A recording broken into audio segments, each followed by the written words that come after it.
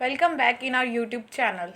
In this video, we are going to discuss the fifth chapter of class 6 science book, that is separation of substances. We start this video with the two terms, that is what is pure substance and what is mixture. Let's take some example. When we take a glass of water like this, then the water is in a pure state, or you can say it is a pure substance, because in this glass of water no other material is added. There is only one kind of particle, so it is known as pure substance. On the other hand, if we put a spoon of salt in the same glass of water, then it become a mixture, because in this condition two different substances are added in the same glass. So the definition of pure substance is the substance which is made of only one kind of particles is called pure substance, while the substance which is obtained by mixing more than one kind of particles is called mixture. Okay. Next we have properties of mixture. First property is the components of the mixture may be in any ratio. It means the amount of salt or amount of water which we taken for make a mixture is not fixed. As you can see in this example, the amount of salt and the amount of water is required by our own choice. It is not necessary to take a fixed ratio. Second property is they retain their individual properties. It means every component maintain its property. Like, like in the same example, salt in water. When salt mixed with water, then it doesn't change its taste or its property. The taste and the properties of the salt remain maintained. The third property of the mixture is the components can be separated by simple method. Fourth property is the mixture has its fixed melting point and fixed boiling point. So what is melting point and what is boiling point? Every mixture has a point at which this mixture is going to start boiled or going to start melting, and that point is known as melting point and boiling point respectively. So different mixture have these points at a fixed range. So that's why the mixture has its fixed melting point and fixed boiling point. Okay. Next we have the type of mixtures. Basically we have two type of mixtures. One is homogeneous and second is heterogeneous. So the question is, how can we differentiate homogeneous and heterogeneous? To understand it, let's take some example. First, when we take a spoon of salt in the water, then these particles of the salts are equally distributed at every corner of the water. You can see in this picture, the particles of the salts are spread out all over the water. Like when we make lemon juice, then we use sugar, salt and lemon, and these components are distributed equally in all the water. So it is an example of homogeneous mixture, and the definition is the mixture in which all its components are evenly distributed throughout the mixture is known as homogeneous mixture. On the other hand, if we take a spoon of sand and put it in a glass of water, then the sand is going to be shrink at the bottom of this glass. This is because sand do not has the property to spread all over the water, and this mixture is known as heterogeneous mixture. And the definition of this is the mixture in which all its components are not distributed evenly throughout the mixture is called heterogeneous mixture, as in sand in water. The sand do not spread all over the water. So it is a heterogeneous mixture. Next we have a flow chart. The starting of the flow chart is with matter. In the previous chapter we read about matter. Matter is a substance which made material, and again material made objects. So matter are found in two different states.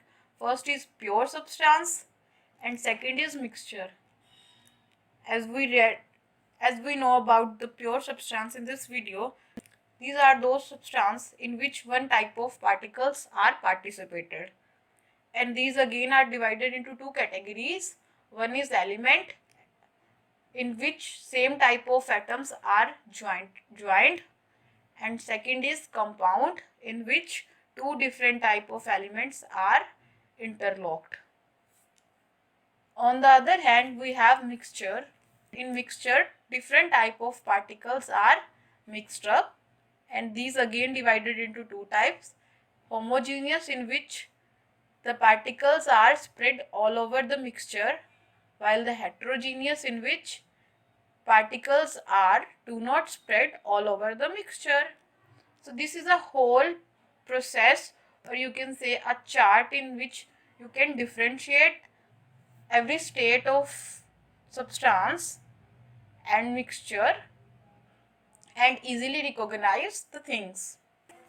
Next we have solubility and solutions. As we all know that when salt and water are mixed together, then they make mixture. And in this mixture, when the components are dissolved with each other, then they make a solution. Like when we take salt and mix in the water, then it become a mixture. But as salt has the property to dissolve in a water completely, then it become a solution, which is known as salt solution. And the component of the solution, like salt and water, are known as solute and solvent. So the question is, what is solute and what is solvent? The solute and the solvent is defined as: a solvent is a substance which is present in larger amount in the solution, while a solute is a substance which is present in lesser amount in a solution. As when we take salt, it is in lower quantity or lower amount, like a spoon of salt or a pinch of salt, right? And when we take a water, it is in a glass or in a beaker, like in a large quantity. So water has a capacity to dissolve the salt in it, and salt has a capacity to dissolve in the water. So that's why salt is a solute required in lesser amount, while water is a solvent required in large amount. And when these are mixed with each other and dissolved in each other, then they make salt solution. Okay, so that mixture of salt and water, or you can say mixture of solute and solvent, is known as solution. Next we have solubility. Solubility means the ability of substance to dissolve in water to form a solution. Like in this example, when we mix salt in the water, then it is the solubility, or it is the ability of salt to dissolve in the water. So this is the solubility of salt. Okay, there are two type of solutions. Next we have is type of solutions. There are two different type of solution. First is unsaturated and second is saturated. In unsaturated solution, more solute can be dissolved, while in saturated, no more solute can be dissolved. Let's discuss in detail. To know about this solution, we should know the meaning of capacity and limit. As if we are hungry, then we eat food, but we eat at some limit, because every person, everything has its capacity. Same as solution. Solution has its capacity, its limit of how much solute can be dissolved in the solvent. on the same property, these solutions are divided. First we have saturated solution. This is a solution that cannot dissolve any more solute is known as saturated solution. As you can see in this picture, this is a tube in which there is a water and we add some crystal of sugar. If we add again and again the spoon of sugar in the water, then it gets dissolved regularly. But at a point, it stops to dissolve in water anymore, because at that point, the sugar is stopped to get dissolved in the water. Then after that, the solution becomes saturated. Then the sugar molecules remain in the water but do not dissolve in it.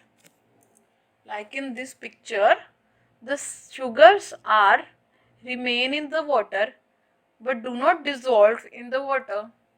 Okay, so this solution is known as saturated solution, in which when we add solute in the solvent, then the particles of solutes are present in the solvent but do not dissolve in the solution. Next we have unsaturated solution. Students, what happen if we heat this saturated solution? Do you ever think what happen? After heating, the particle of the solution give space and are repelled with each other, so that the limit of the solution increased and the sugar is going to be dissolved in the water again, and this condition is known as unsaturated solution. As in this, when we put the sugars in the water, it start to be dissolved in the water. So the unsaturated solution are those solutions in which more solute can be dissolved, and the definition is the solution that can dissolve more solute at a particular temperature is known as unsaturated solution. So the particular temperature is what we give on to the saturated solution. As when we heat the saturated solution, then the solubility of the solute is increased and the saturated solution become unsaturated solution. Okay students. Now we have water, an universal solvent. Students, whenever we talk about solution, we always take salt in water or sugar in water or sand in water, maybe chalk powder in water, sometimes chalk powder in water. So in every solution we always take water as a solvent, because water has a capacity to dissolve the things.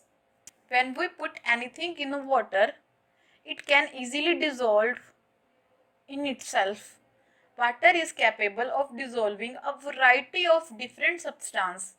Therefore, water is called universal solvent and water is used in every solution. Okay students, that's why we said water is a universal solvent. So students, this is the end of our video and we will do the remaining portion of the same chapter in the next video. Till now, bye bye.